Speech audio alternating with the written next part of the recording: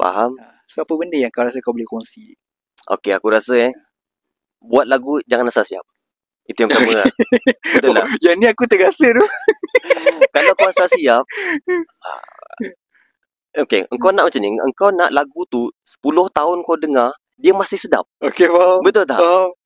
Kalau kau rasa macam in a way kau tiba-tiba kau rasa 2-3 hari kau dengar janji siap, kau memang akan menyesal sebab effort kau dah ada kat situ. Cumanya kau tak sempurnakan dia.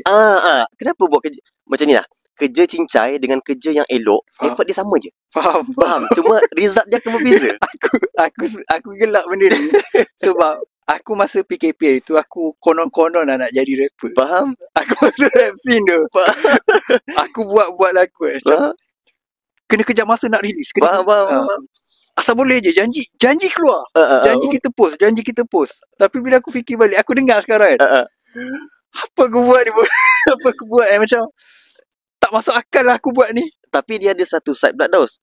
Kalau kita tak lalu tu, kita takkan belajar takkan evolve lah. Kita takkan evolve Sebab time tu aku